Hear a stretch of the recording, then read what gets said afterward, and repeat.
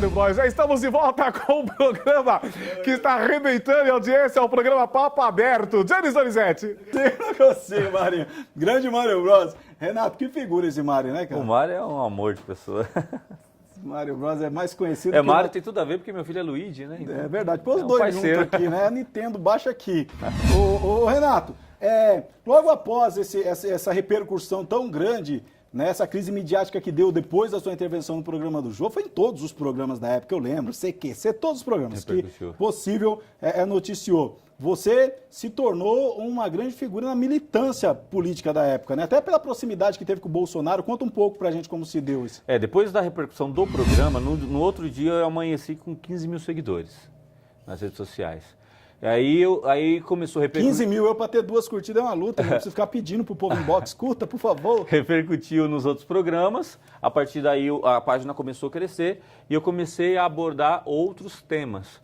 Aí comecei a falar de algumas outras coisas, comecei a estudar.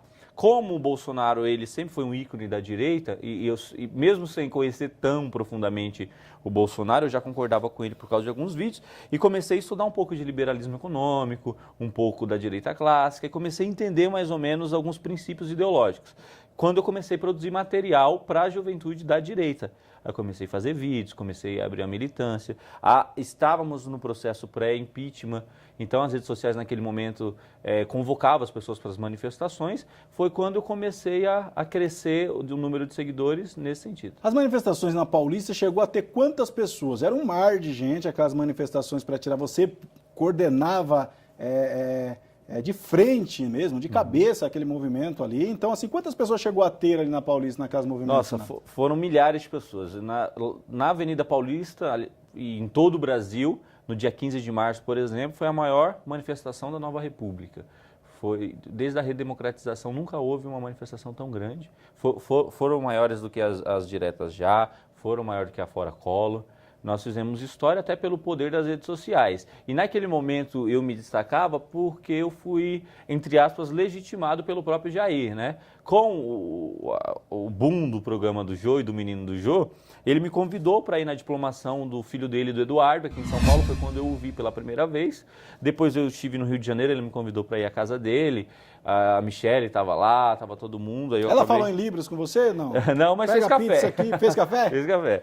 E depois, ainda no auge das manifestações, quando nós íamos para Brasília, nós não tínhamos onde ficar. Eu, o Kim, do MBL, o Holiday, a gente não tinha onde dormir. Então a gente ia no meu carro, rachava a gasolina, e aí ele convidava a gente para ficar no apartamento dele, senão a gente não ia dormir em lugar nenhum, a gente ia dormir na rua.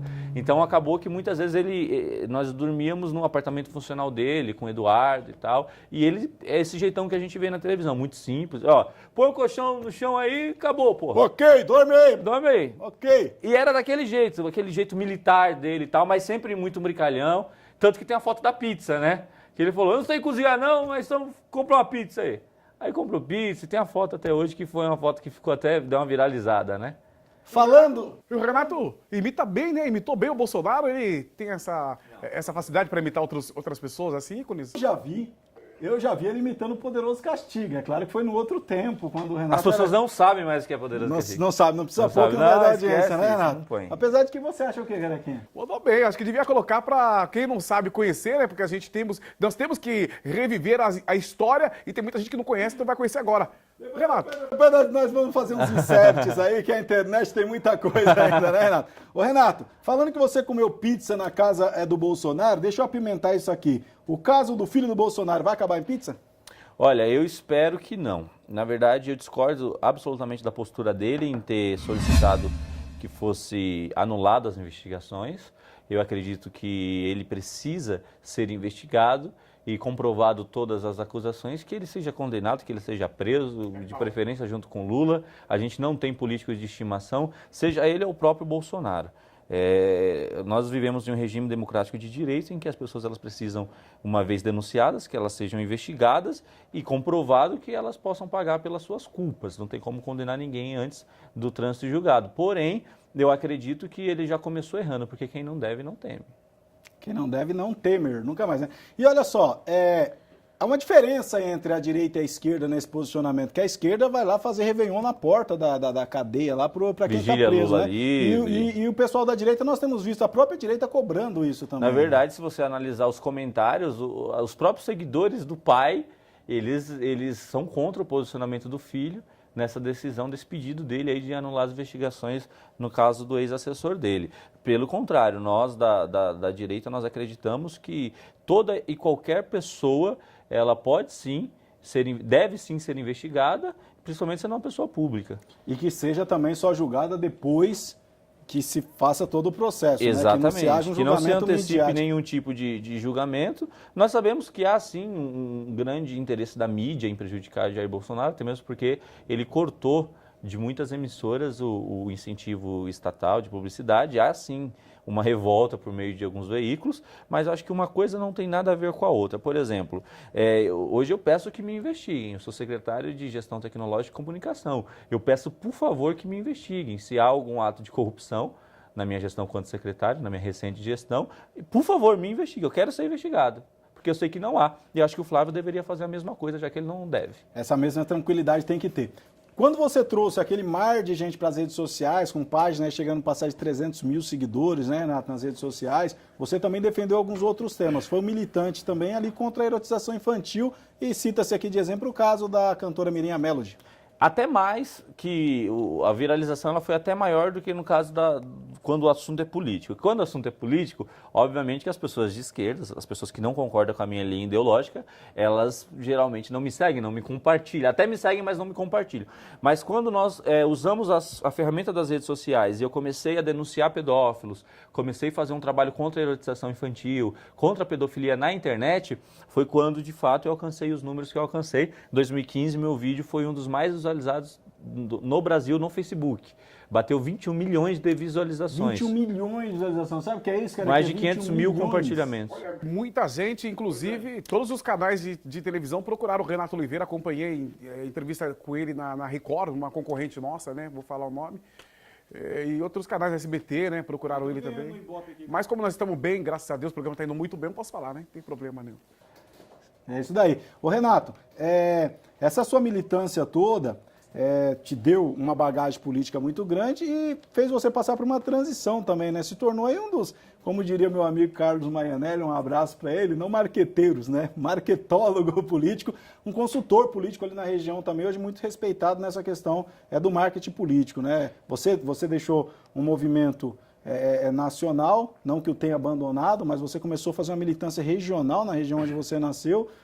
Como você vê isso? Você ter deixado e voluntariamente deixado, num dos melhores momentos que você estava com milhares de seguidores, você, vamos usar o exemplo aí, o Kim, o próprio Holliday, agora o Arthur Mamãe Falei, né, que foi deputado federal, deputado estadual, vereador, nós sabemos que era a sequência natural dos fatos, hoje você ser um deputado estadual e que ia bater 1 milhão de votos, você sabe que você tinha um alcance muito maior do que o próprio Arthur Mamãe Falei, parabéns pelo trabalho que eles estão fazendo. E você voluntariamente abriu mão disso para poder municipalizar essa militância na região que basicamente você nasceu e você foi criado. Qual é esse contexto? Como você vê isso? Na verdade, a gente que veio da periferia, Jonas, a gente, mesmo sendo liberal, sendo de direita, nós temos uma visão maior a respeito do trabalho social. É muito fácil você criticar quem distribui uma cesta básica se você nunca precisou dela.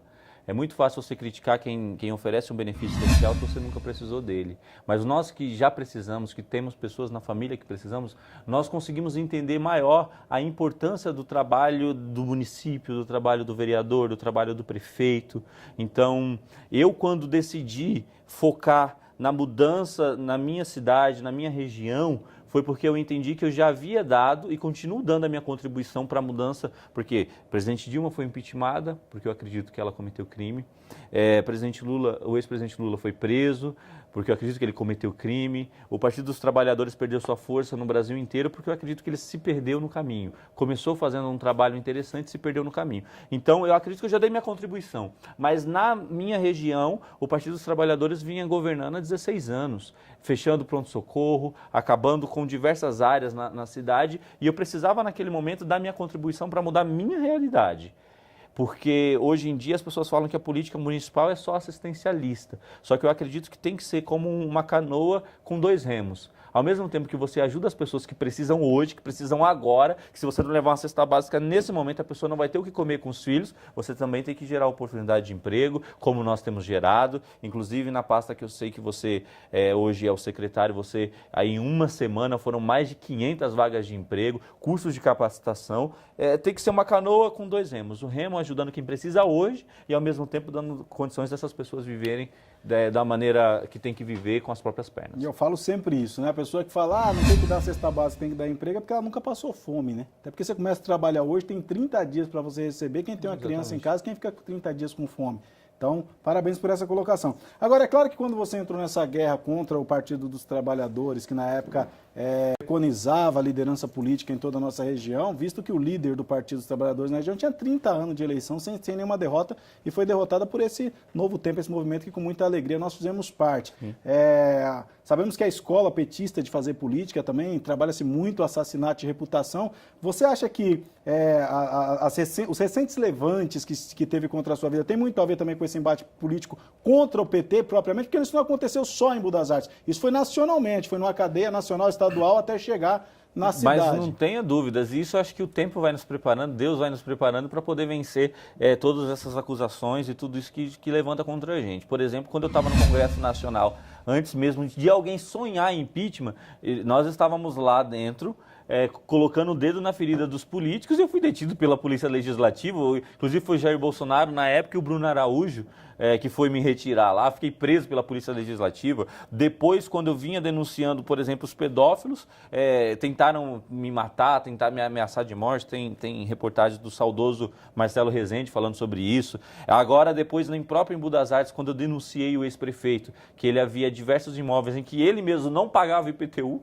que ele falava sobre IPTU, mas não pagava IPTU, e eu denunciei, falei os endereços, coloquei o dedo na ferida lá do corrupto, e depois disso eles me acusaram de uma série de coisas que, graças a Deus, hoje a população tem visto que nada mais do que assassinato de reputação. Agora, dizer uma coisa para você, Renato, a gente é uma coisa nítida esse assassinato de reputação que o PT pratica. Agora, para encerrar o programa, porque o tempo já foi, todos nós cometemos erros e acertos. Você hoje com 26 anos de idade, você entende que cometeu alguns erros e que está muito mais maduro daqui para frente? Como você vê isso? Eu acredito que, é claro, erros todos nós cometemos, mas faz muito parte da euforia da juventude, a euforia do momento, e tem que ser eufórico mesmo. Eu acho que tem que passar, sim, dos limites, senão a gente não é percebido. Quem vive no limite não é percebido. Agora, quem passa dele alcança o destaque para poder dar o seu recado e falar aquilo que acredita.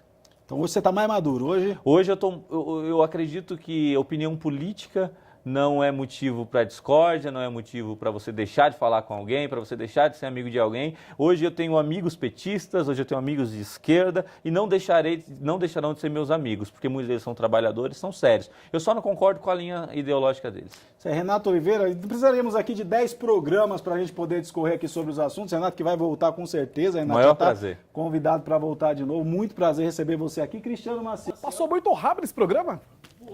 Renato Oliveira, aí uma verdadeira enciclopédia, aí tem tudo aí para falar. Tem tudo. Renato, muito obrigado. Muito obrigado, tá eu que agradeço. Obrigado pelo carinho, obrigado por você, por estar aqui na One TV, tá bom? Você que nos acompanha nesse programa, que Deus abençoe, beijo no coração.